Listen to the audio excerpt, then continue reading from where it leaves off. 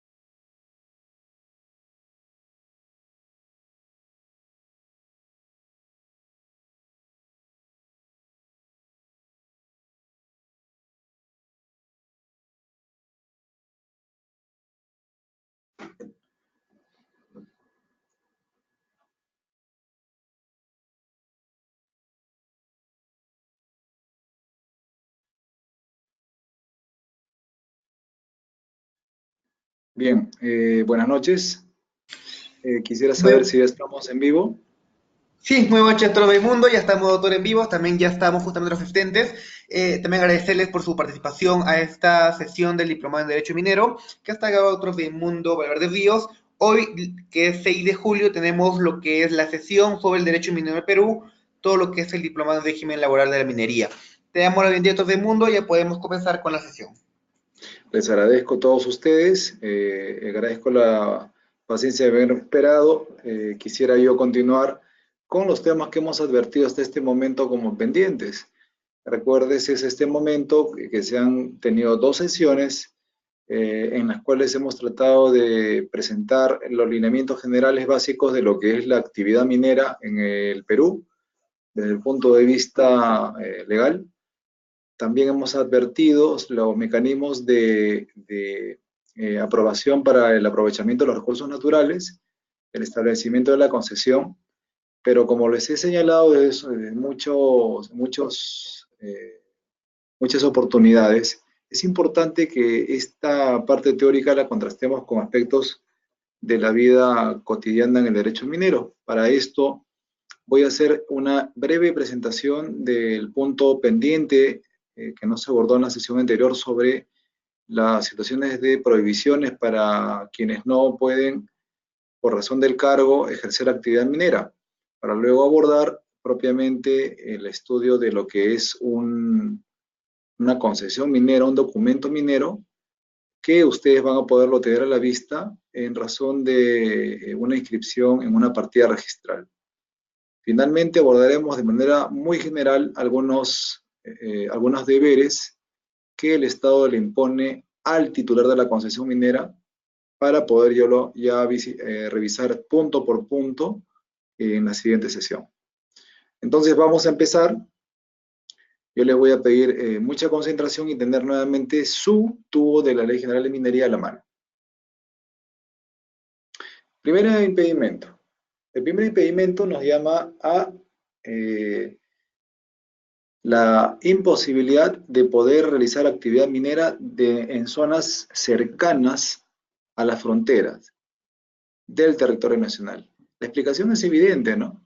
Si hay una actividad minera en zona de frontera, podría haber una limitación de orden político, inclusive una intervención de orden político, dado que el país frontera podría, en aras de tener el acceso a la actividad minera en ese espacio territorial, y de alguna manera perjudicar las labores de resguardo que hay policial en la zona de frontera. Entonces, esa zona que inicialmente pertenece al Perú, por una vocación lucrativa, podría generar todo un conflicto entre dos estados, ¿no?, que tienen adecuadamente determinado su espacio territorial. Entonces, lo que se quiere prever desde esta perspectiva a nivel constitucional es cualquier situación que pueda alterar la delimitación política que tiene nuestro territorio, pero de otro lado también generar un conflicto entre dos estados a partir de una zona básicamente rica en recursos minerales. Para ello, lo que hace el legislador constituyente de manera correcta es establecer un impedimento dentro de un espacio territorial mínimo, ¿no? Se señala en el artículo 71 que dentro de los 50 kilómetros de las fronteras, los extranjeros no pueden adquirir ni poseer por título alguno minas. Y estamos hablando ya, miren, consideren, 50 kilómetros de las fronteras. En ese espacio no puede haber el otorgamiento de concesiones mineras. Como lo digo, acá se está anteponiendo el orden público, se antepone razones de protección del territorio nacional, que es deber primordial de protección por parte de las autoridades políticas de gobierno. Acuérdense que el territorio forma parte del Estado peruano y por tanto una manera de resguardar adecuadamente el espacio que nos corresponde es impedir que haya presencia de inversión en minería en estas zonas. Yo lo que quiero con ello es adelantarme a establecer que así como una regla general también hay una excepción, el caso de necesidad pública. O sea, se va a poder hacer actividad siempre y cuando se establezca por necesidad pública expresamente declarada por decreto supremo aprobado por el Consejo de Ministros conforme a ley. En resumen, la regla general es, no se puede hacer actividad minera dentro de los 50 kilómetros de las fronteras. Sin embargo, podrá hacerse actividad minera siempre y cuando, por necesidad pública, ésta se autorice y se haga por decreto supremo aprobado por el Consejo de Ministros conforme ley. Es importante determinar cuál es el espíritu de la norma y evitar, obviamente, malos entendidos en personas que quieran desarrollar actividad minera en este espacio territorial. En la práctica sí vemos que hay autorizaciones de actividad minera en espacio dentro de los 50 kilómetros de las fronteras. Sin embargo, esto pasa por un estudio acuoso de parte de las autoridades del sector para que este decreto supremo, veamos que no es sencillo aprobar un decreto supremo, podamos autorizar que esta se realice. Entonces, de ordinario, recuerden el interés que tiene el constituyente de preservar en principio el territorio nacional y su intangibilidad, para que no vayan a haber de ninguna manera injerencias de algún tipo de orden económico en prejuicio del territorio nacional y en prejuicio también de las personas que viven en zonas aledañas. Esta mención se hace a nivel constitucional, pero quiero que también veamos nosotros, estimados amigos, que también nuestro tubo de la Ley General de Minería entra un paso más adelante. Miren de qué manera se establece este impedimento. Ya no solamente es una limitación de orden territorial. Ahora hay determinados funcionarios que en razón del cargo que ocupan a nivel del sector público tampoco pues están facultados a poder realizar actividades de la industria minera. Y es sensato. No se puede erigir el puesto o cargo en el sector público para poder tener acceso a determinado tipo de información. Por ejemplo, ¿no? ¿Qué zonas serían de rico ámbito de explotación? Y obviamente para esto el hecho de tener un cargo importante en el sector público le faculta o da facilidades para que esa información pueda llegar en el corto plazo. Entonces, para evitar que haya este tipo de aprovechamientos de orden político, se prohíbe que las siguientes personas puedan realizar actividad minera. Por ejemplo, es evidente, el presidente de la República ostenta la representación de todos los peruanos y tiene obviamente pues un cargo que le permitiría acceder a determinado tipo de información. Los miembros del Poder Legislativo y del Poder Judicial, en similar sentido, tampoco pueden desarrollar actividad minera de ninguna manera. Los ministros de Estado y los funcionarios que tengan ese rango, del mismo modo, están impedidos para hacer actividad minera.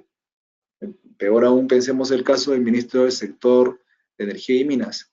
Tiene el privilegio, ¿no?, de tener información de primera mano sobre espacio territorial que tenga posibilidades de extracción, entonces se preserva en este caso el deber ético de ejercer la función pública respetando las normas. En este caso también se habla del Contralor General. Tampoco pueden los procuradores generales de la República y los funcionarios empleados del sector energía y minas, nombrados o asignados a la alta dirección. Evidentemente, el sector de energía y minas es el que está involucrado en el tema del otorgamiento de los títulos de concesión minera y, bueno, pues acá se entiende lógicamente el razonamiento. También funcionarios asignados al Consejo de Minería, que como veremos más adelante es uno de los organismos vinculados a la resolución de controversias a nivel administrativo minero, a la Dirección General de Minería, la Dirección de Fiscalización Minera, a los órganos regionales y de minería y al INGEMET. Entiéndase en estos casos que son funcionarios vinculados al Consejo de Minería, a la Dirección General de Minería que pertenece al MINEM, a la Dirección de Fiscalización Minera que también tiene una oficina en el MINEM, pero también a los que incorporan los órganos regionales y de minería y al INGEMET durante el ejercicio de sus funciones o empleos. Importante, ¿no?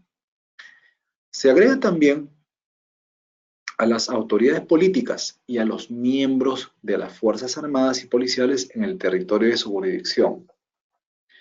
Los cónyuges y los parientes que dependan económicamente de las personas indicadas en los artículos anteriores.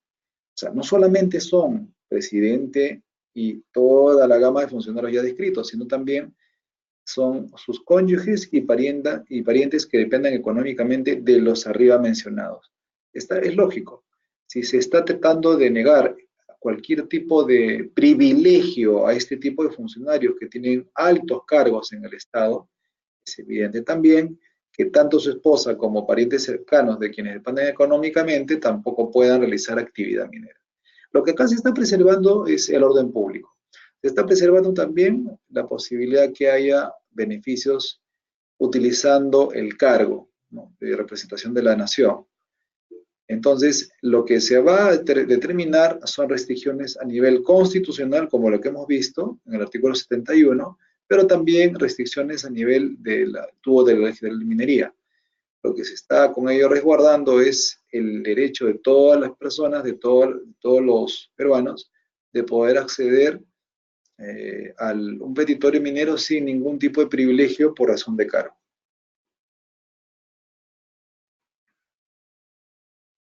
Hay una excepción. Es importante señalarlo, ¿no? El artículo 34 del TUO establece que la prohibición contenida en los artículos precedentes no incluye el ejercicio de actividades mineras relacionadas con derechos obtenidos con anterioridad a la elección o nombramiento de las personas comprendidas. Si el 28 de julio del 2018 fue elegido el presidente de la República, ¿qué pasaría con aquellas actividades que pudiera haber desarrollado anteriormente? ¿Acaso no se constituiría una vulneración de sus propios derechos fundamentales? Evidentemente que sí. Si anteriormente al iniciar el ejercicio del cargo, el funcionario tenía derechos mineros, venía realizando actividad económica, esta actividad económica no va a poder dejarse de lado. Acá lo recomendable sería tal vez eh, transferirlo por una cuestión ya de ética, pero en este caso lo que es recomendable es que se tenga claro que este ejercicio sería inherente al derecho ya adquirido, ¿no?, al título ya adquirido. Por eso es que no se puede negar la facultad que tenga para realizar esta actividad, siempre y cuando haya sido en forma previa a la elección o nombramiento, ¿sí? De otro lado, ¿qué pasa si es que la persona adquiere por herencia o por legado con posterioridad a la elección un título? Ejemplo, ¿no? Que es el caso en el que en un momento dado me encontraba yo. Yo estaba en algún tipo de cargo, no de este rango, pero estaba en un cargo público, y durante la permanencia del cargo público fallece mi señor padre. Por herencia, por sucesión, por transferencia y sucesión intestada, me otorgan el derecho a tener un título de concesión, ¿no? Y para ello me convertí en cotitular con los demás miembros de mi familia. En estos casos, si alguno, llevado el caso ya de los cargos públicos advertidos, si alguno de ellos tiene un familiar y este familiar es titular de una concesión minera, no va a poderse limitar el acceso a esta nueva titularidad en vista de que la concesión se da por herencia o por legado, ni tampoco los del cónyuge lleve el matrimonio. Entonces, esta prohibición cuenta con excepciones. La persona que anteriormente al inicio del cargo ya realizaba actividades mineras, ni aquellas situaciones en las que el funcionario antes mencionado lo adquiera por herencia o por legado. Acá se está empezando a entender entonces que hay ciertas limitaciones para el ejercicio de la actividad minera. Se hablaba en un momento dado de la posibilidad que otorgaba la Constitución que todas las personas tengan el acceso a poder realizar aprovechamiento de recursos naturales, entre ellos el minero. Pero estamos viendo ahora que se va delimitando, el camino se va delimitando, se va estableciendo que todos pueden hacerlo, pero en principio hay prohibiciones y luego dentro de la prohibición hay situaciones de excepción.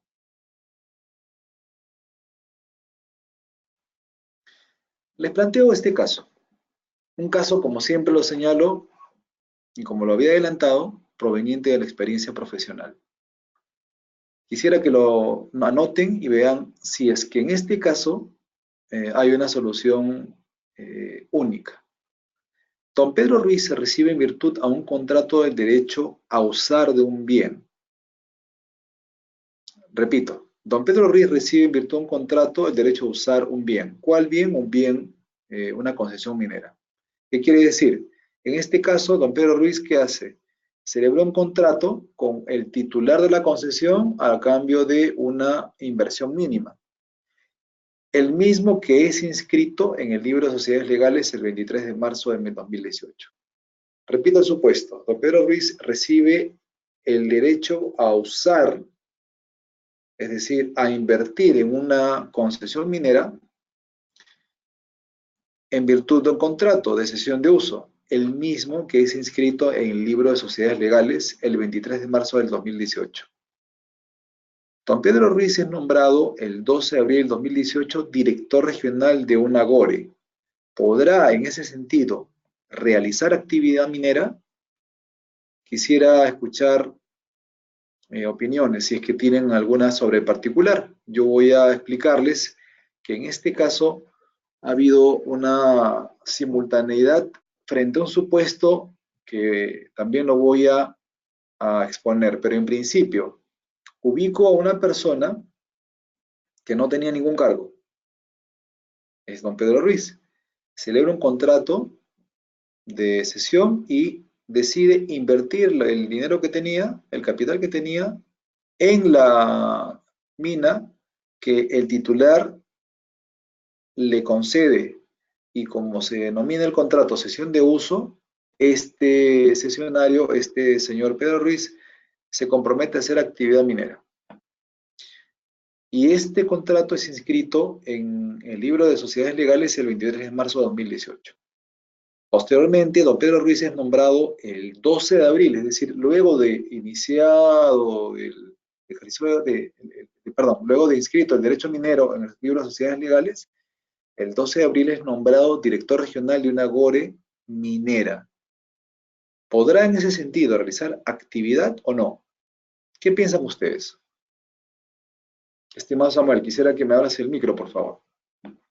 Sí, en este caso vamos a dar lo que es participación a los asistentes que pueden participar justamente dando lo que es por lo que es la vía escrita o también pueden lo que levantar el símbolo de la mano para poder participar. En este caso, doctor Raimundo, tenemos la participación del doctor César Orlando que desea Sí, César. participar. ¿Qué tal, Doctor César? César, ¿Cómo muy estás? buenas noches. Doctor César, te voy a habilitar el micrófono para que puedas conversar con el doctor Raimundo. ¿Qué tal, César? ¿Cómo estás? Qué gusto escucharte. Doctor César, buenas noches. ¿Tu micrófono está habilitado? César, te escuchamos. César, Doctor César Orlando, buenas noches. ¿Tu micrófono está habilitado? Bueno, en este caso, el doctor César Orlando creo que el micrófono no lo tiene activo, pero nos envió su respuesta por vía escrita, doctor Raimundo. ¿qué Lo es lo que leo. dice? Sí, Dice, a ver, saludos desde la provincia de Santa Cruz, Cajamarca. Nos menciona, sí, porque de acuerdo a la norma, el contrato de cesión fue anterior a su elección como director del gobierno regional. Es decir, la norma lo ampara para realizar actividad minera. bien. En este caso, podría, la norma es clara, ¿no? Hay una excepción que dice va a poderse realizar si es que anteriormente al inicio del ejercicio del cargo, 12 de abril, realizaba actividad minera, ¿no es cierto? Bien, les planteo el caso y doy un paso más. ¿Qué pasaría si es que este director regional de esta Agore, ya, que suscribe el contrato de cesión, tiene algún tipo de incumplimiento contractual? Repito la pregunta. Don Pedro Ruiz firma el contrato, ¿ya? Y se prevé que en ese contrato de cesión tendrá que pagar una contraprestación de $3.000 mensuales a cambio de la explotación minera. Y empieza y gira desde el 23 de marzo. Acuérdense que desde que se inscribe en minería, los derechos mineros tienen reconocimiento del Estado y de terceros, ¿sí? Empezando por el titular minero. Desde esa fecha hay la obligación de reconocer un contrato, ¿sí? Todas las obligaciones en el contenido son ley para las partes y más aún está inscrito en registros públicos. Acuérdense, amigos, del artículo 106, que habla que todo acto inscrito tiene, hablando de minería, del todo de la Ley General de Minería, que todo acto, resolución o acuerdo tiene efectos frente al Estado y terceros en minería, siempre y cuando esté inscrito. Si es así, la pregunta es, ¿qué pasaría si este mismo sesionario, Pedro Ruiz, incumple sus obligaciones? Incumple.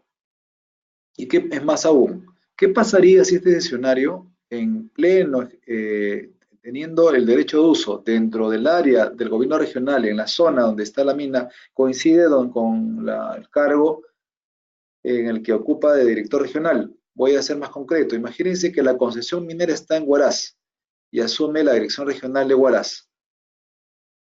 ¿Qué pasa si es que él, al ejercer, al usar el bien, realiza daño ambiental? Produce daño ambiental. ¿Qué pasa si es que al momento de preparar o acondicionar la mina, lo que ocurre es empieza a generar residuos sólidos? ¿Acaso habría en este supuesto alguna incompatibilidad? ¿Qué es lo que piensan ustedes? ¿Por qué? Les pregunto. ¿Quién va a efectuar la labor de control de ese titular? Acá habría una incongruencia, ¿no? ¿O no? Quisiera escuchar alguna intervención sobre el tema. Bien, nuevamente pedimos la participación. En este caso ya nos están enviando. El doctor Percy Gilberto nos menciona. Se presenta un problema de conflicto de intereses. Quisiera desarrollarlo. Quisiera que me escuchen ¿en qué consiste el conflicto de interés? A ver, en este caso pedimos la aclaración y también pedimos a los asistentes si pueden presentar sus dudas para hacer más dinámico esta sesión del día de hoy. Repito nuevamente, don Pedro Ruiz lo que tiene es un deber de pagar mensualmente una contraprestación a cambio de el derecho a explotar el bien. Es decir, el titular de la concesión va a recibir dinero y el contratante, el cesionario, lo que va a hacer es va a trabajar esa concesión. La pregunta es la siguiente: si en este caso hay una obligación de pago y no se paga, y además de no pagarse, lo que se hace es se genera un impacto ambiental en el área de la concesión, o sea, solamente se aprovecha el cesionario, ¿ya? Y además de aprovecharse, hay un impacto ambiental. En este caso se ha señalado que hay un conflicto de intereses. Sí, hay un conflicto de intereses, pero ¿qué más hay? Este director regional va a autofiscalizarse, es titular de un derecho que está con problemas de orden jurídico. Hay impacto ambiental. Imaginemos el supuesto de una concesión de titular que va al mismo director y le dice: señor director, el señor Ruiz, o sea, usted mismo me está incumpliendo el contrato, haga una fiscalización. ¿Qué tendría que ser el director? Tendría que disponer la presencia de funcionarios del gobierno regional para que verifiquen este impacto, de darse el caso. ¿Qué otro aspecto estaría de por medio, aparte del conflicto de intereses? ¿Qué se podría verificar? ¿Qué harían ustedes en este caso, señores abogados? Abro el micro. Y en este caso, doctor Raimundo, se envía la respuesta, dice el doctor Percy Gilberto: Pedro debe cumplir con la obligación de pagar por la concesión. Pero dice que tiene que cumplir. Muy bien, pero ¿habría alguna limitación? Sí, hay una cuestión de orden ético, sí, pero este caso me ocurrió. ¿Por qué? Porque siendo titular de una concesión minera, se dio el caso que se dio en uso mi contraparte a un particular. Este particular se comprometió a pagar un dinero y este dinero nunca llegó. Y además recibí por parte de la comunidad una queja en la que se señalaba que había existido daño ambiental. Me comunican durante ese tiempo, desde celebrado el contrato, que el cesionario de entonces había asumido el cargo de director regional. En esa situación, ¿podría poderse plantear algún tipo de solicitud de inspección a la persona que incumple, que tiene doble condición de cesionario y a la vez de director regional? Pues evidentemente que no. ¿Por qué no? Porque evidentemente que no. Por eso es que el ordenamiento legal establece este tipo de limitaciones. Entiéndase bien. Cuando una autoridad ya asume un cargo, ya hay una, vamos a decir, una limitación de orden ético, pero también es de orden, podría ser inclusive de orden penal, porque ¿qué pasaría si es que además de haber asumido ese cargo, hay en efecto el deber de verificar en el terreno? ¿Va a ser absolutamente imparcial en el área de la concesión donde efectivamente ha habido un daño? Yo creo que definitivamente que no. Lo que va a tratar es de alguna manera aprovechar el cargo y evitar que haya esa fiscalización, evidentemente, ¿no? Entonces, por eso es que el legislador se pone en estos supuestos. Yo lo primero que hice fue buscar al director general de minería e informarle que el director regional ocupando el cargo estaba aprovechando para obviamente limitar el ejercicio que le corresponde de acuerdo a ley de fiscalizador ambiental. ¿Por qué? Porque evidentemente iba a poner en problemas a su propia empresa, ibas a constatar que estaba incumpliéndose y además que estaba generando daño ambiental. Y esta comunicación tuvo un resultado, obviamente, porque se advirtió que el director regional estaba utilizando el cargo a favor suyo. Por eso es que es importante entender estos impedimentos para que de tal manera ustedes no sean sorprendidos, porque hay muchas situaciones a nivel nacional en las que se desarrollan este tipo de situaciones, ¿no? Estas coincidencias lamentables. En este caso, todo el mundo tenemos más respuestas. Nos enviaron el doctor Percy, nos vuelve a aclarar que dice, y como funcionario Pedro del Gore tiene obligación de fiscalizar e iniciar procedimientos sancionadores cuando corresponda. Sí, no solamente es el hecho de mandar a fiscalizadores, sino también es, claro, sancionar. Pero ¿cómo se va a sancionar a sí mismo? Justamente fue lo que yo advertí cuando hice la visita, no solamente a la Dirección General de Minería, hice una visita al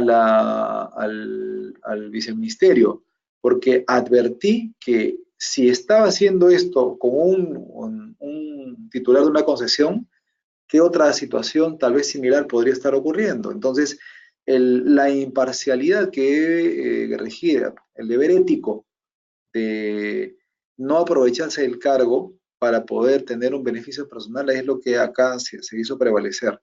Yo no quiero ya entrar a los detalles de las medidas que tomé, pero obviamente el sistema jurídico nos franquea la posibilidad de formular denuncias penales contra funcionarios por el incumplimiento de sus deberes de función. En este caso, la comunidad también participó y formuló un pedido para que haya una visita. Lo que tuvo que hacer en este caso el director regional fue o bien renunciar o ya transferir la concesión, o bien, en este caso, renunciar al cargo. ¿Pero qué hizo esta persona? No puedo decir su nombre, no quisiera yo afectar a terceros. Lo que hizo esta persona fue transferir la concesión a un tercero, pero eso fue simplemente una mera formalidad, porque al transferirlo lo hizo simplemente para tener la limitación formal. Ya lo que me correspondió a mí en su momento fue demostrar que esta renuncia era simplemente un acto para que en apariencia quedara liberado de la limitación que hace la ley, pero demostré que continuó tomando decisiones dado que el domicilio de la empresa estaba todavía a su nombre.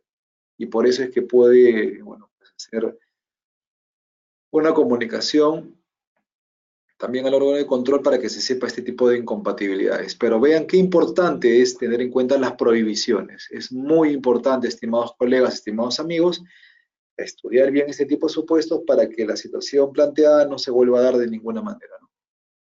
En realidad, habría mucho de contarles a ustedes sobre este tipo de experiencias que nos permite tener el ejercicio profesional, en este caso en mi condición de titular de una concesión minera, pero lo importante acá es conocer bien el sistema jurídico administrativo y, bueno, pues conocer además el todo de la ley de minería para que se conozcan en su dimensión los impedimentos legales.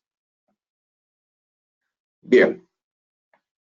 Yo les había prometido a ustedes efectuar algún tipo de contraste entre lo que establece la teoría con la práctica, y acá estoy cumpliendo con ustedes. En esta diapositiva ustedes van a poder leer, y les voy a pedir con detalle, con detenimiento, que se lea esta partida electrónica que pertenece a una concesión minera de la cual soy titular, que está obviamente esto en el expediente administrativo que ha escaneado el INGEMET. Vamos a luego revisar cuál es el mecanismo de búsqueda para que ustedes también puedan concretarlo. En este caso, vemos que la partida registral hace mención de lo que se denomina la sociedad minera de responsabilidad limitada, ¿no? Quisiera que ustedes aprecien la primera parte donde dice libro de derechos, libro de sociedades legales. Después dice asiento, ¿no? Ya. ¿Qué es lo que dice en la parte inferior antes de pasar al texto? Sociedad minera de responsabilidad limitada.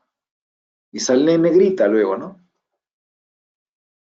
Sociedad minera de responsabilidad limitada, el nombre, ha sido constituida por resolución jefatural. No sé si lo pueden ustedes identificar el texto. Constituida por resolución jefatural y sale un número.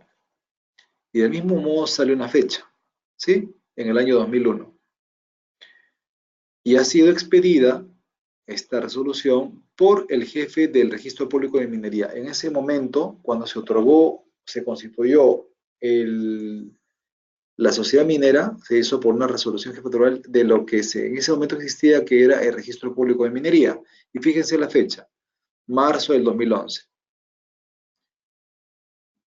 ¿Cómo se constituyen las sociedades mineras y cómo se constituyen aquellas que son reguladas por la ley 26.887? Es lo mismo, recuerden ustedes lo que señalé, cómo se constituye una sociedad minera. Y ahora les traigo la práctica. Adviértase, ¿cómo se constituye?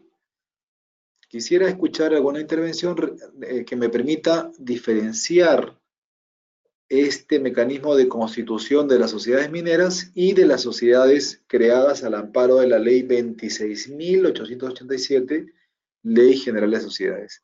¿Qué diferencias existen en ambas sociedades respecto a la forma de constitución? Es muy importante esto. ¿Por qué? Porque si yo identifico diferencias, voy a poder llegar a unas conclusiones sobre cómo se ejerce la actividad en cada caso. Cómo se realiza la actividad minera y por otro lado, cómo se desarrolla la actividad societaria. Quisiera escuchar algún tipo de intervenciones sobre el particular.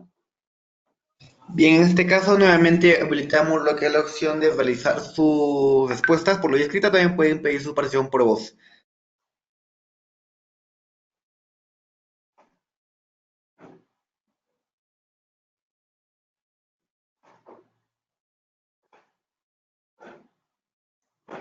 En este caso, todos nuestro doctor, si podemos nuevamente formular la pregunta para que los asistentes puedan entenderlo con mayor claridad.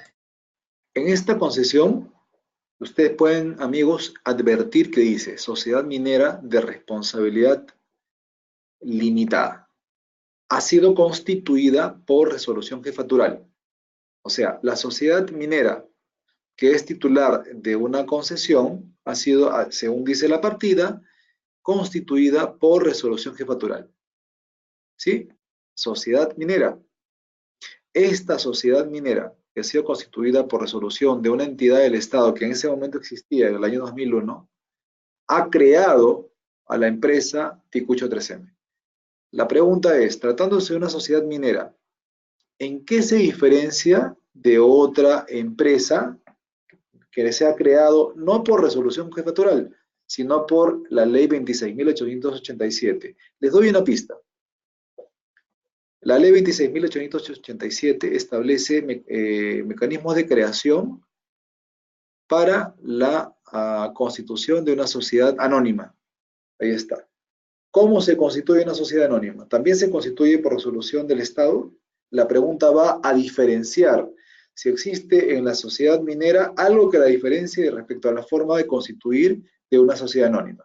Esa es la pregunta. ¿Cómo se constituye en cada caso una sociedad minera? Y cómo se constituye en el otro caso una sociedad, por ejemplo, una sociedad anónima cerrada. Quisiera escuchar alguna intervención, es muy sencillo el análisis y quisiera verificar algún tipo de respuesta.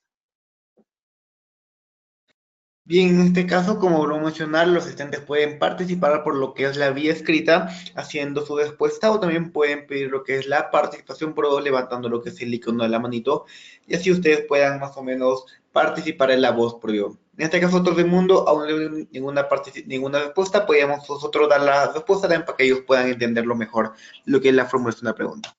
Claro, con gusto. En este caso, la resolución constituida por decisión del Estado se diferencia de la decisión, obviamente, societaria de la Ley General de Sociedades por lo siguiente, ¿no? En el caso de la sociedad minera, el Estado es el que crea la sociedad. El Estado. Después lo voy a explicar en qué contexto.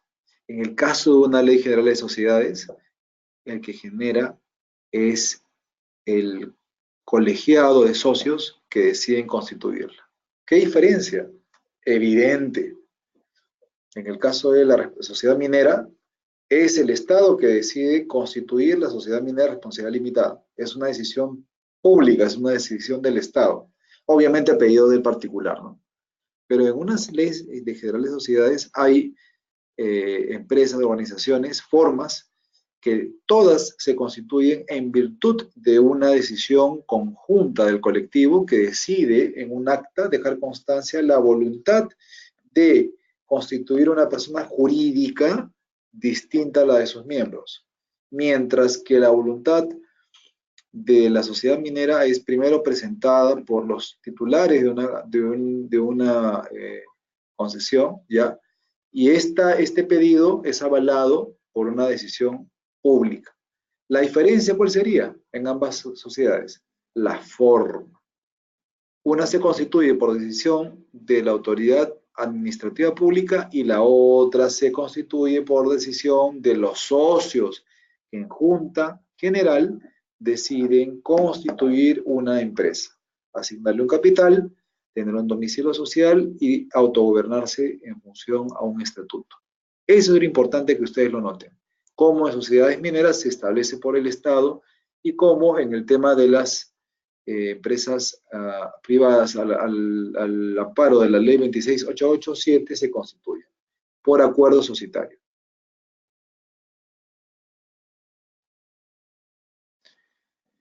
En este caso, vamos a continuar con la lectura de la partida, ¿no?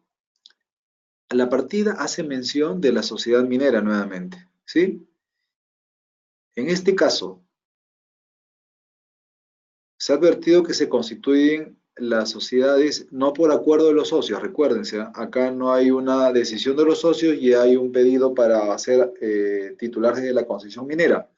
Lo que hacen acá los socios es comunican al Estado, el Estado verifica ciertas condiciones que la vamos a ver más adelante y lo que hace es emite una resolución.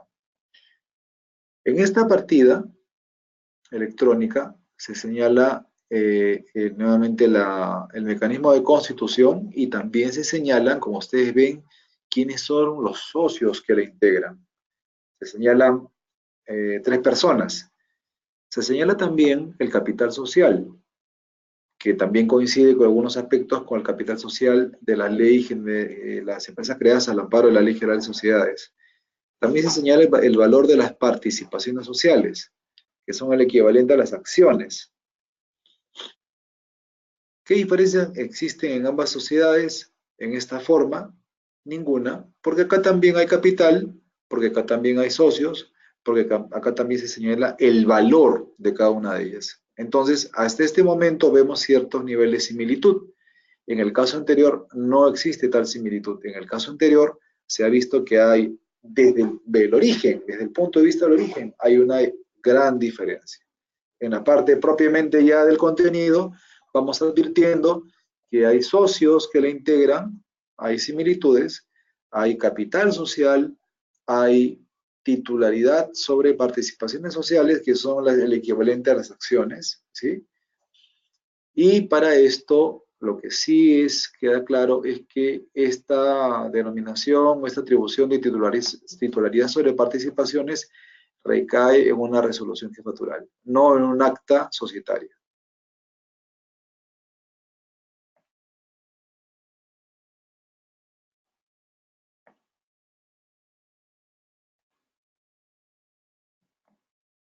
Bien. Aspectos que incluye la partida registral. Pregunto, ¿ustedes ven en esta parte que dice el título? Perdón. En esta parte dice, el título consta de 20 fojas que se archivan en el respectivo expediente. Evidentemente se refiere al título del documento público. Pero en este caso, miren cómo debajo de la palabra superior asiento se habla de número de título, acto inscribible, derecho de explotación, concesión, ICUCHO 3M, y dice padrón. Debajo dice titular. Acuérdense lo que se había dicho. ¿Por qué se menciona título y no derecho? Porque en este caso estamos al amparo de una legislación especial. No estamos hablando de derecho de mina, no se habla de propiedad minera. Acuérdense que se habla de título minero, de título de concesión minero, de titular de concesión minero, pero no se habla de propiedad minera. ¿Qué información deben verificar en cada asiento registral? Eso es muy importante. Ustedes al momento de ejercer actividad minera, ustedes deben fijarse única y exclusivamente en la partida electrónica inscrita en registros públicos. ¿Por qué? Téngase presente el artículo 106 del TUO de la Ley General de Minería para que lo que esté en esa partida tenga oponibilidad frente al Estado y frente a terceros. De nada vale únicamente el contrato. Tengo algunos comentarios que han hecho de por qué es necesario inscribir. ¿Acaso en el derecho civil no se pide necesaria la inscripción, la sola obligación? No, señores. En el derecho minero es muy importante para conseguir oponibilidad, y más aún si se trata de un derecho con alto contenido económico, que se proceda a la inscripción para que haya el reconocimiento del Estado y los terceros. Qué importante es esto. Es importante que se advierta la diferencia entre uno y otro, para que más adelante no ocurran supuestos en los cuales pretendan a ustedes imponerle una legislación que no es la aplicable, como sucedió en el caso que yo les planteé. ¿Qué información deben entonces, amigos, verificar en cada asiento registral?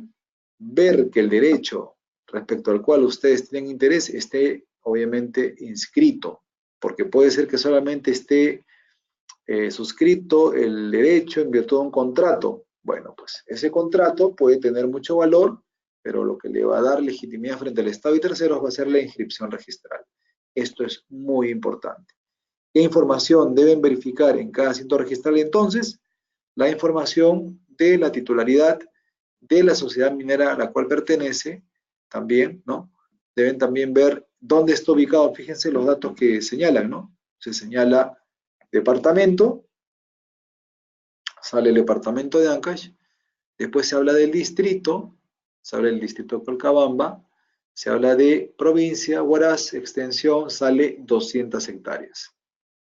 Otro aspecto fundamental, cuando ustedes vean la partida electrónica, aparte bueno, lo importante es que sea de reciente publicación, y si ustedes se dan cuenta, esta partida se puede obtener revisando el libro de derechos mineros, debe ser de reciente expedición, en este caso es del 3 de marzo del 2018. Acá podría yo considerarlo, ¿no? Pero siempre que hagan ustedes un estudio de título, así como lo hacen el estudio de título de propiedad, el título de concesión minera tiene cierta similitud, pero no es la misma legislación. Y es importante darle una lectura de acuerdo a los elementos que les he señalado. No se habla de derecho, o sea, no se habla de mina, se habla de título de concesión minera.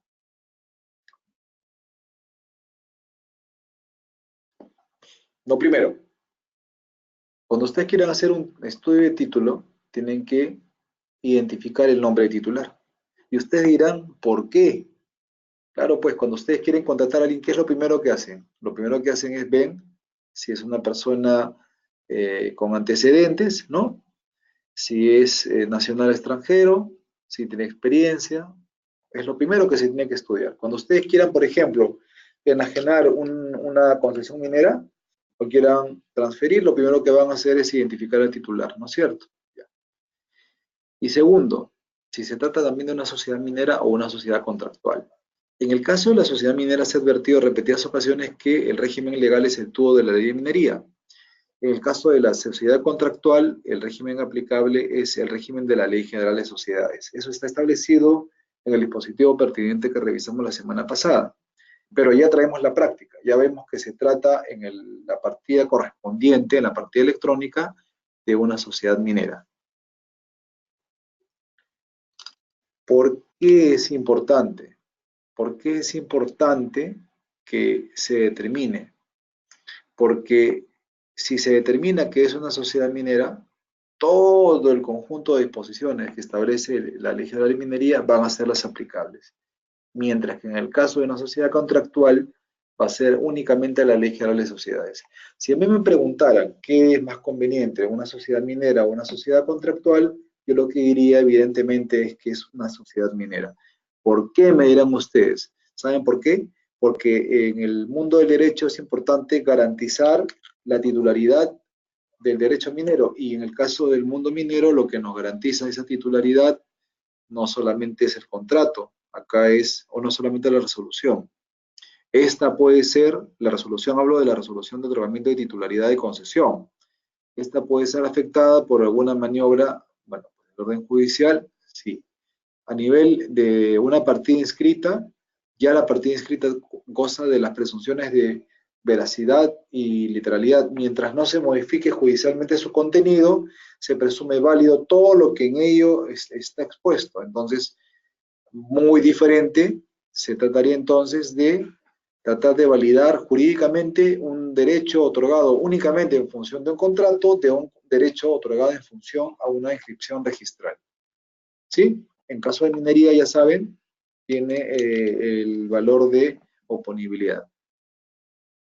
Entonces debe ser un acto inscribible. Es un acto como, por ejemplo, un contrato de opción de cesión en transferencia, un contrato de cesión en uso, un contrato de explotación, de acuerdo a los tipos de contrato que vamos a ver más adelante. Bueno, evidentemente pues es importante anotar la partida electrónica y el asiento registral. Hay que ver siempre los asientos registrales de la partida electrónica, ¿no? En este caso, en el anterior caso, en este de acá, se ve que es una partida electrónica y un asiento donde se señala quiénes son los socios, si ha habido enajenaciones. Es similar a la evaluación que se hace de un título de propiedad, pero en el caso de minería, obviamente pues es diferente, dada la regulación normativa especial que tiene, ¿sí?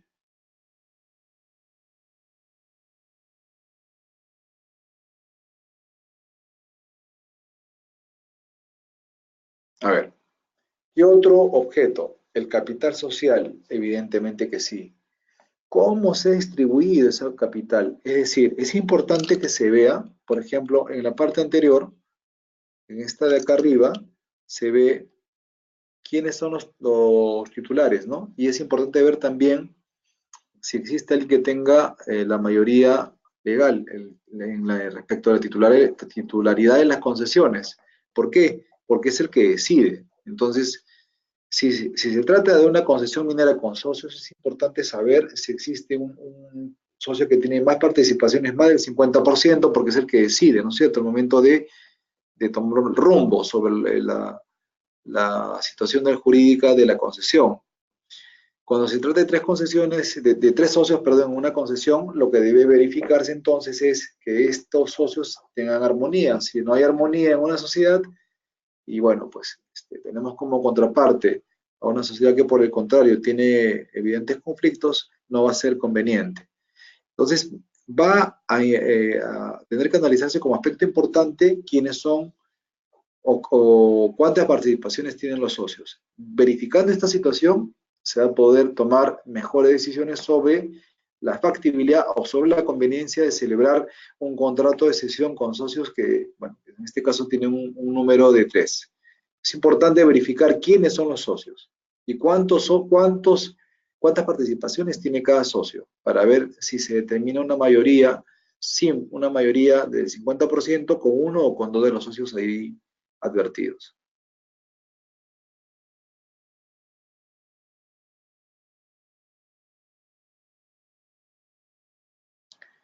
Los tipos de derechos. ¿Por qué es importante ver el tema del tipo de derechos? Es muy importante ver si estoy refiriéndome al titular de la concesión o me estoy refiriendo al momento de tratar de entablar un tipo de negociación con el cesionario de una concesión minera. Es importante, ¿por qué? Porque si yo distingo a que el derecho respecto al CAR estoy por invertir, está en manos de un tercero que no es la persona con la que yo pretendo negociar, voy a tener siempre el condicionamiento de titular de la concesión. Hay muchos escenarios que presentan la concesión como si fueran suyas. Creen que la subrogación de derechos ya es una transferencia de propiedad y eso de ninguna manera no es así. Es muy diferente tener la titularidad de una concesión a ser un simple cesionario de uso. Para esto, el estudio debe comprender además del capital, quién es el titular y si está en condiciones de tal, o si este título de concesión ha sido materia de cesión hacia un tercero. Quiero hacer una pregunta. ¿Por qué se constituye una sociedad minera, hablando solamente del tipo de sociedades que regula el TUO de la Ley General de Sociedades? ¿Por qué se constituye con un procedimiento público? ¿Por qué es el Estado el que constituye la sociedad minera y por qué no puede constituirse una sociedad minera por acto privado? Quisiera escuchar alguna intervención, si no procederé nuevamente a desarrollarlo.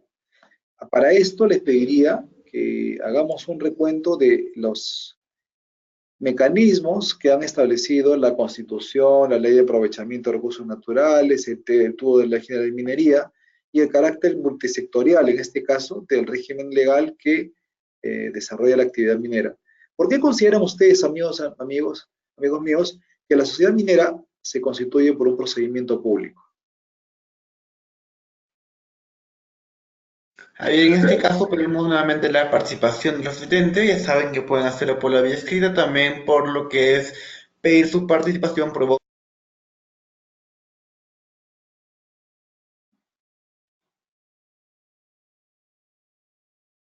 Bien, hasta acá también contestar al doctor Jorge que nos estaba pidiendo las diapositivas, que al final de la sesión o bien mañana se estaré viendo lo que es las diapositivas y también lo que es la partida de nacimiento que mostró el doctor Raimundo para que también ustedes puedan tenerlo.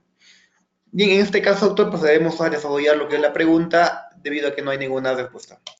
No es una partida de nacimiento, es una partida electrónica.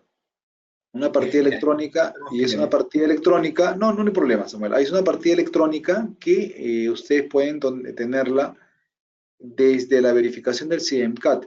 Yo no sé si acá podamos, Samuel, hacer un ejemplo de revisión del CIEMCAT. Quisiera hacer uso del Internet. ¿Podríamos hacerlo un ratito antes de continuar? Sí, doctor, no hay ningún problema. A ver, voy a verificar, estimados amigos, estén atentos.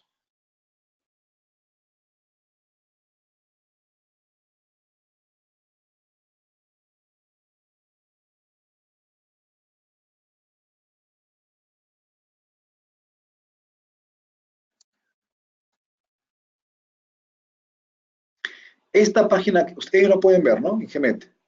Pueden ver, ¿no? Samuel. Doctor, sí podemos ver la pantalla. Bien. Ustedes ingresen por acá por el INGEMET, ¿sí? Pueden apuntar si es que tal vez tienen acá la página INGEMET, ¿sí? Y debajo ven el CIEMCAT, ¿no? Ok.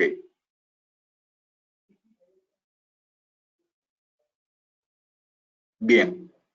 Hemos entrado a consulta del CIEMCAT. Miren lo que dice. ¿Qué es el CIEMCAT? Permite realizar consultas al sistema de derechos mineros y catastro a través de los siguientes campos. Acá se puede hacer consultas para encontrar datos generales del derecho minero. ¿Sí? Información de pagos por derecho de vigencia y penalidad. Estamos hablando ya de las obligaciones que le impone el Estado al titular de la concesión para poder advertir si es que ésta está al día en el pago de sus obligaciones. Y luego lo vamos a ver más adelante. Ustedes lo que van a hacer, repito, miren la página www.ingemet.gov.pe retrocedo para que las personas lo puedan revisar y ponen SIDEMCAT. ¿Sí? Ubicados en el SIDEMCAT, ponemos acá lo que se dice después de búsqueda, ponen derecho, bueno, está inscrito ya derecho minero y dice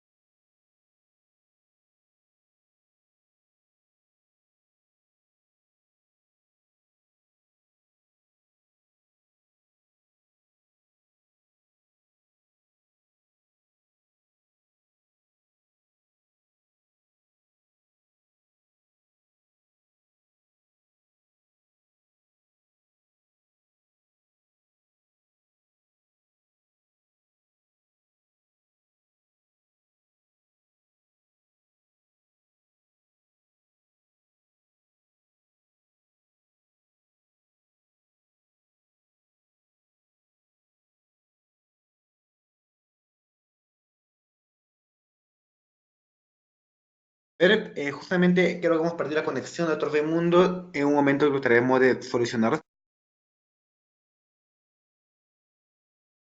esta utilización de este mecanismo, dado que la combinación del análisis jurídico con el análisis de la base de datos nos va a permitir que tengamos un acercamiento del derecho minero de materia de interés.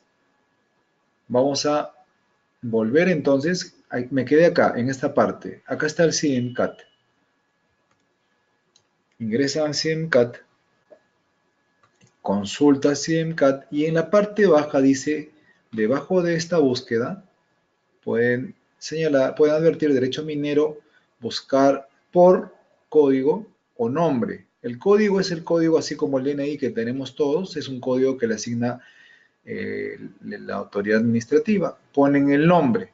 Vamos a poner ejemplo, ¿sí? Vamos a poner el nombre de la concesión que estamos revisando y ponemos la palabra Ticucho. Y ponemos buscar. Si ustedes ven acá, en este icono, enlace, buscar. En la parte baja sale el código, lo que les mencioné. Ustedes también pueden poner este código acá y sale el número respectivo, sale el nombre de la concesión, sale la opción donde está el expediente, la situación del expediente y se trata de un petitorio al amparo del decreto legislativo 708, cuyas modificaciones está en el decreto supremo 014-92-EM, que es el tubo de la Ley General de Minería. Acá apretamos en la lupa al lado izquierdo y miren lo que sale sobre el derecho. Ustedes pueden advertir, sale el código, sale el nombre del derecho, sale quién es el titular, sale la ubicación del archivo y acá sale una serie de informaciones. Hace un momento alguien preguntó dónde podríamos nosotros visualizar. Acá, al costado de los datos generales que hemos visto acá, ¿sí? Sale código, nombre, titular, ubicación.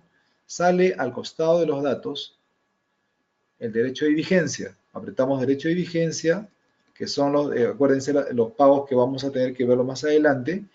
La vigencia son el pago que hace el particular al Estado para mantener el título a su nombre, a nombre de la concesión, a nombre de la sociedad minera de la que integra, de la que forma parte. Sale el detalle de a qué año corresponde la vigencia, ustedes ven, el año, la calificación, las hectáreas, la extensión me refiero, la deuda que se paga por cada derecho de vigencia, el depósito, el saldo y el monto devuelto. También vemos la otra obligación que es la penalidad, que también lo vamos a ver próximamente. Pero acá lo importante, respondiendo a la pregunta, es cómo podemos ver nosotros la partida esta que se mencionó. Acá se ve todo el expediente administrativo escaneado. Entonces, Cuando ustedes quieren ver alguno de estos contenidos, lo que tienen que hacer es ingresar a esta pantalla y van a poder descargar todo lo que está acá del expediente, todo. Miren la página, desde la 1 y van avanzando. Acá ponen el cursor y ponen 2 y ahí aparece automáticamente escaneado el petitorio minero. Documento que se llenó en su oportunidad cuando se desarrolló el procedimiento de registro de este derecho minero. Y así sucesivamente podrán avanzar hasta llegar en algún momento dado, si ustedes desean, al 117, que es el último documento. Y ya.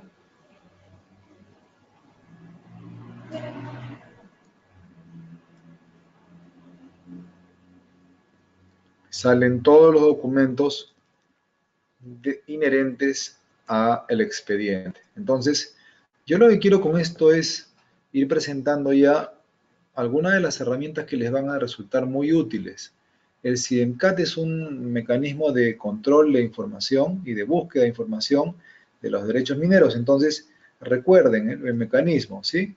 Repito, entran a la página de INGEMET y acá está debajo del INGEMET el CIDEMCAT. Apretan y debajo de la búsqueda sale el mecanismo que debe ser normalmente nombre, y ponen otro, por ejemplo. Bueno, Virgilio, que es un nombre común en minería. Miren la cantidad de nombres que sale.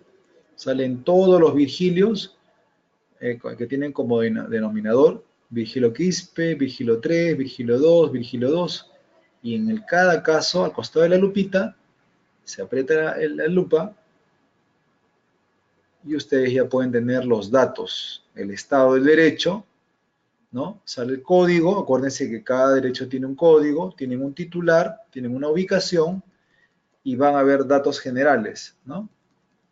Sobre la situación de la concesión, derecho de vigencia y la visualización de todo el expediente. De todo el expediente. Y acá este expediente tiene 59 folios. Bueno, y ustedes los podrán visualizar. Entonces, frente a la consulta del amigo que estaba indicando que quería verificar estos expedientes, les hago de conocimiento que todos los derechos mineros tienen este mismo protocolo. Todos están en conocimiento público de los usuarios, solamente verificando esta página de CIDEMCAT.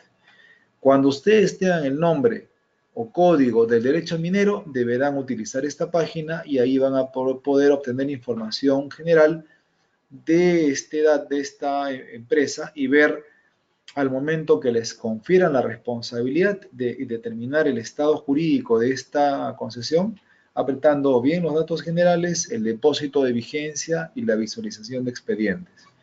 Entonces, quisiera yo exhortarlos a cada vez que haya un análisis, combinar la información que obra en el INGEMET, en el CIDEMCAT, con la información que también obra en los registros de los libros de sociedades mineras, de registro, bueno, correspondiente donde está ubicada la concesión minera, y de esa manera ustedes van a poder completar información de gabinete tanto del INGEMET como de SUNARP.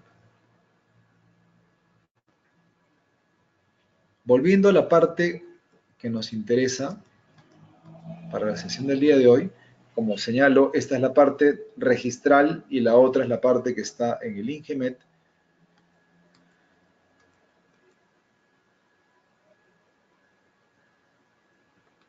La pregunta, ¿por qué se constituye la sociedad minera conforme a un procedimiento público? Y ahí viene la primera respuesta.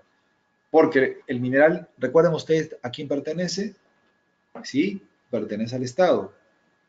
Estoy seguro que muchos de ustedes lo han pensado. El mineral, el recurso mineral pertenece al Estado. Y el Estado fija condiciones que están todas enmarcadas en el régimen de las concesiones. Por eso es que como el Estado es el propietario, lo que hace es determina que determinado particular que reúna condiciones financieras pueda gozar de la condición de titular de una concesión. Y por eso es que lo hace a través de un acto público, un acto administrativo público. Y además, porque el otorgamiento para la autorización para explotación y explotación de minerales se concede a cambio del cumplimiento de ciertas obligaciones de estricto cumplimiento. Acá, en esta parte de la partida electrónica de la sociedad minera, van a encontrar cómo se ha constituido, como señalado, un acto público, se ve una resolución jefatural, que es el acto constitutivo de la sociedad, no es el acto societario de los privados, recuerden. El dato de la ubicación de la concesión minera, en qué departamento se encuentra y la extensión. Información que coincide evidentemente con la información que está en el INGEMET, a la cual hemos accedido a través del programa SIDEMCAT. ¿Qué aspectos se recogen en esta partida? Evidentemente el nombre de la concesión minera, las coordenadas donde están ubicadas, eso lo vamos a ver también más adelante. El deber respeto de otros derechos mineros, lean ustedes en el artículo 3º, dice, ¿no? Deberá respetar las áreas de las concesiones mineras formuladas al amparo de las legislaciones anteriores. Es decir, este derecho va a tener que respetar todos los derechos mineros emitidos al amparo de legislaciones anteriores. Pero también va a tener que respetarse la integridad de monumentos arqueológicos. Acuérdense que en muchos casos hay una coincidencia, dada la ubicación geográfica de las concesiones en zonas alejadas, en donde haya también restos arqueológicos. Estos restos no podrán ser destruidos, deberán evidentemente ser comunicados a la autoridad competente. Por eso, como ustedes van dándose cuenta, la actividad minera, en razón de lo rentable que resulta, no puede realizarse de manera indiscriminada, porque el Estado es el que está autorizando, recuerden. Ahora, ¿qué deberes fija el Estado a cargo de los titulares? Porque no solamente son facultades, también en todo Estado de Derecho, a la vez que reconoce el Estado condición jurídica de titular, atribuye derechos, pero también atribuye deberes. En principio, hablando de los derechos, el derecho de uso de las tierras eriazas, lo habíamos mencionado, quiero que ustedes lo repasen. En la parte sexta, el uso de tierras heráceas de dominio del Estado, que se encuentren dentro de una cuadrícula, es decir, dentro del espacio concedido de explotación de la concesión minera. Eso se había visto oportunamente, pero acá lo están viendo ya en vivo en el contenido del documento de la concesión minera. Además, se señala el derecho en el artículo 7º de explotación de los materiales dentro de este sólido de profundidad, es decir, el derecho a la exploración y la explotación. Entonces, estamos viendo qué es una concesión minera cuyo contenido ha sido trasladado a una partida electrónica en base a un procedimiento de inscripción registral. Es importante esta verificación para que no todo lo que es práctica, lo que es teoría, perdón, se quede únicamente a la lectura de lo que es la norma jurídica, sino también veamos ya la parte práctica, cómo se concreta esto al momento de emitir un título de concesión minera. Bien, vamos a señalar algunos aspectos sobre lo que ya se ha avanzado hasta este momento para dejar sembrado ya los lineamientos preliminares de lo que va a tratarse la sesión siguiente. Ya se han visto los tipos de concesiones mineras. Acá yo no simplemente lo que hago es citar algunos de ellos para que nosotros podamos ya abordar a la parte propiamente de las obligaciones. Luego de haber revisado el contenido, nos podemos entonces ya referir a que la concesión minera, ahora ya visto en teoría combinada con la práctica, es el conjunto de derechos y obligaciones que otorga el Estado. Es muy importante, el Estado lo otorga y que confiere a una persona, natural o jurídica, o al propio Estado, la facultad de desarrollar actividades de exploración y explotación. Es un acto administrativo. Ojo, emanado de la autoridad competente que requiere forzosamente de la petición del interesado. Petición, acuérdense. Esa frase va a ser muy importante porque el procedimiento, el expediente que ustedes vieron, decía en su formato petitorio, ¿no? Ok, se refiere que nunca se da de oficio, se da siempre merced a una petición de un interesado para acoger su petitorio de acuerdo a las formalidades que establece la norma. La concesión minera es un inmueble y como tanto es registrable, ya lo hemos visto, es registrable en el libro de sociedades, en el libro de derechos mineros. El otorgamiento de la concesión minera se constituye en un acto obligatorio para el Estado, no existe diferenciación de solicitantes. Acuérdense también el tema de lo que sí existe es el tema de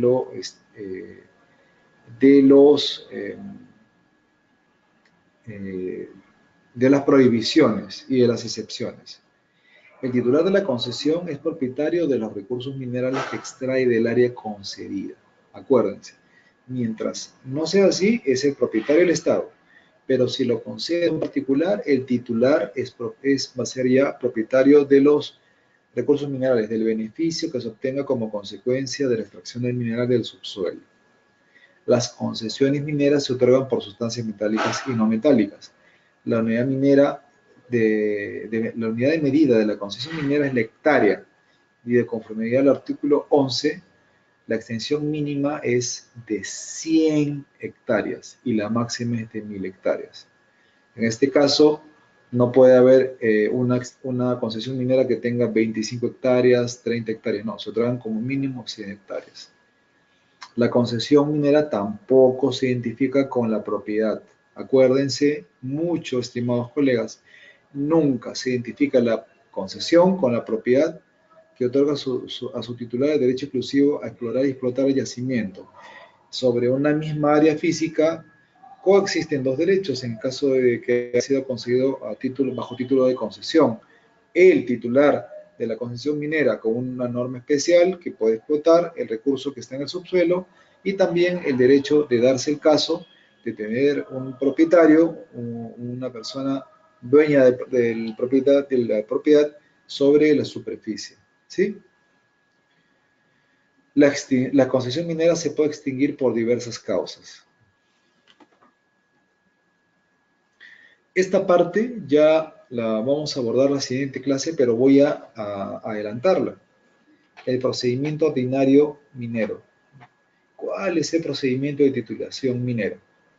Acá ha habido muchas consultas sobre cómo debe interpretarse este procedimiento, dado que hay una serie de requisitos que lo hacen bastante inaccesible, ¿no? Entonces, yo creo que con esta presentación preliminar se va a poder entender cuál es el recorrido desde que se formula un petitorio hasta que llega el documento de resolución de otorgamiento, que sabemos que es una resolución de la autoridad estatal, hasta el momento en donde esta ya es definitiva a favor de la persona natural o jurídica que lo ha formulado.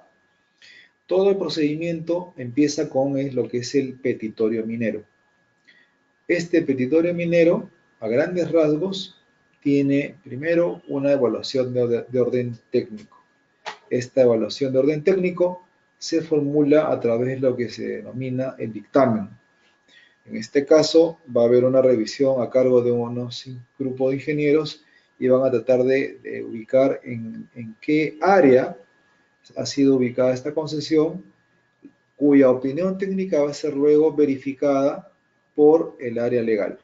Para esto, obviamente, se va a cotejar que no haya ninguna incongruencia de este pedido con áreas que no sean de libre disponibilidad, que no haya un área en la misma zona donde se están solicitando estos derechos, para lo cual, luego de contar con el dictamen técnico y legal preliminar, se dispone a una publicación del área que está haciendo materia de solicitud. Se publica de modo tal que alguien pueda estar tal vez en condiciones de cuestionar esta decisión o este petitorio inicialmente planteado. Luego de lo cual, vencido el plazo para formular algún tipo de oposición a esta pretensión de otorgamiento de concesión, nuevamente pasa esto a un segundo dictamen, considerando esta fase ya agotada, y nuevamente un dictamen legal. Acuérdense que la publicación es el mecanismo, vamos a decir, que utiliza la norma para que cualquier particular que considere lesionados sus derechos pueda acercarse al INGIMED y formular una oposición para que no se otorgue o no se continúe en el área de la extensión que será reconocido el procedimiento de titulación. Para eso se cuenta con un dictamen técnico y también se cuenta con un dictamen legal posterior. Si es que no existe este mecanismo de intervención de un tercero que se considera afectado, se podría luego habilitar el título de concesión minera, el mismo que también es publicado. Adviértase en el procedimiento que hay dos tipos de publicaciones. La primera de orden preventivo y la segunda ya para oponer el derecho frente a terceros, en cuyo caso, de no darse este procedimiento de terceros, va a operar lo que se llama ya el consentimiento, con lo cual el título de concesión que nació en virtud de un petitorio vaya a ser otorgado a favor de un tercero, persona natural o persona jurídica. Yo lo que quiero con esto es presentarles a ustedes de manera muy general cuál es este procedimiento para que se entienda que el pedido de petitorio no es una condición de otorgamiento del título de concesión. El petitorio es una etapa necesaria para el otorgamiento de la condición de titular de una concesión minera, pero no es suficiente. Se tiene que contar con opiniones técnicas y legales en dos momentos, en cuyo espacio sí hay una publicación. Luego del otorgamiento del título de concesión hay otra nueva publicación. ¿Para qué? Para que cualquier persona que considere que pueda haber algún tipo de afectación a sus derechos señale lo pertinente, y si es que no hay luego de publicado este otorgamiento preliminar, ya opera lo que se llama el consentimiento.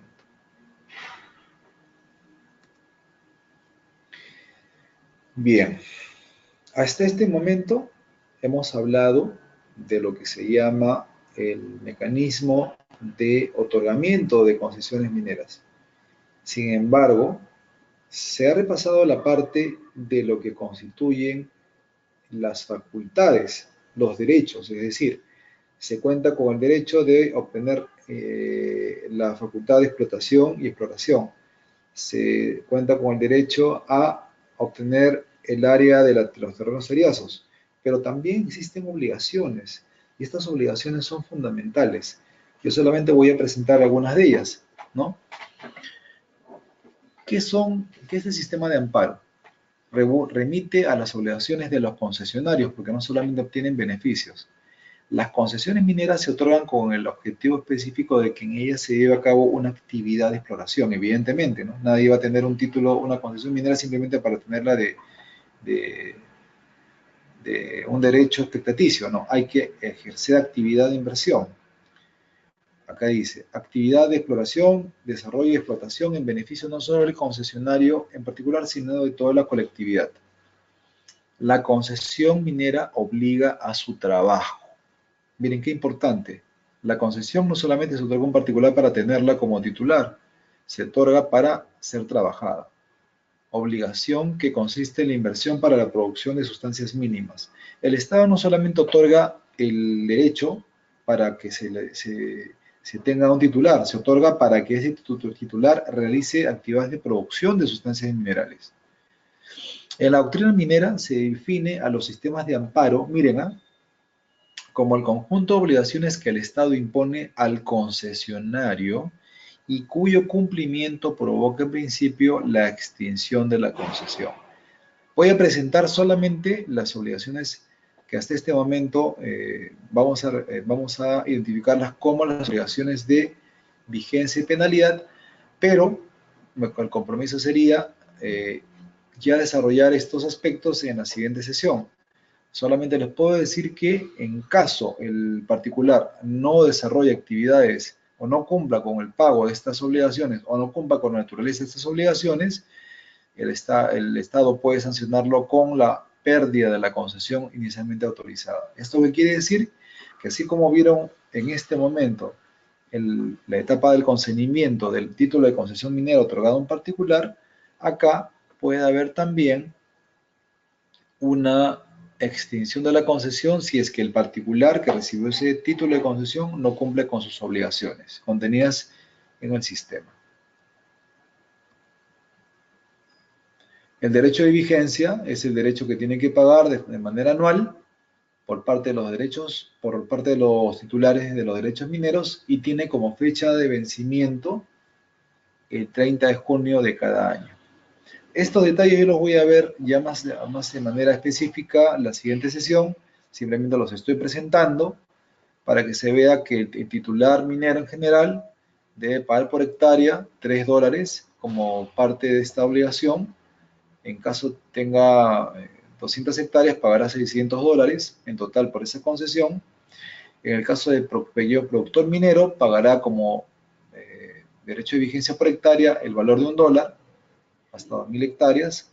Y el titular, denominado productor minero artesanal, hasta 1.000 hectáreas de extensión su concesión, tendrá como derecho de vigencia el valor de 0.50 céntimos de dólar por hectárea.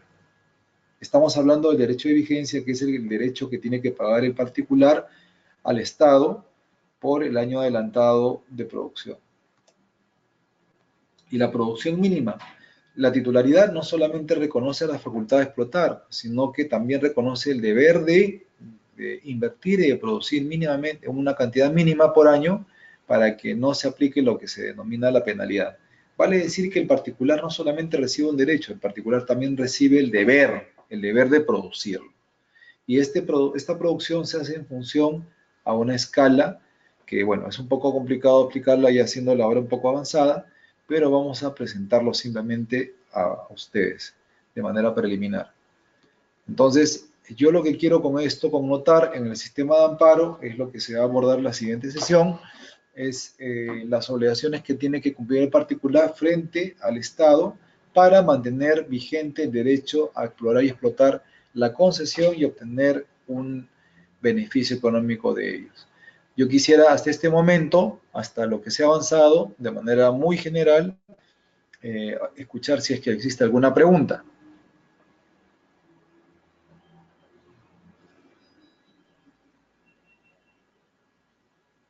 En este caso, doctor, no da ninguna pregunta, entonces podemos dar con la palabra final ya para terminar la sesión. Bien, yo lo que quisiera es, estimados amigos, abordar estos temas con profundidad, contando con la colaboración de ustedes. Para ello, pedirles que les estoy dejando la diapositiva para que puedan desarrollarla. Hay preguntas muy interesantes sobre el tema de los contratos de cesión minera. Yo lo que voy a hacer es tratar de absolverlas. Escríbanme a mi correo valverde.r@pucp.edu.pe. Repito, valverde.r@pucp.edu.pe.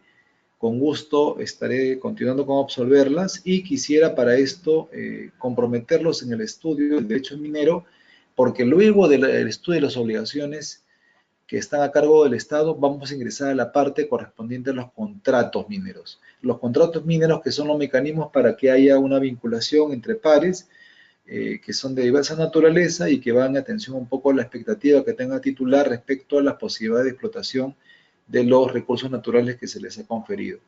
Yo luego voy a ceder el uso de la sesión a la doctora Miriam Somocurcio, que es especialista en Derecho Ambiental, quien va a aplicar los conceptos pertinentes aplicables a lo que es la gestión ambiental, es decir, abordará todos los requisitos que son apropiados para poder realizar una actividad minera conforme a ley, y finalmente se abordarán los temas de seguridad y salud en el trabajo vinculados ya a los deberes que establece la Ley de Seguridad y Salud en el Trabajo.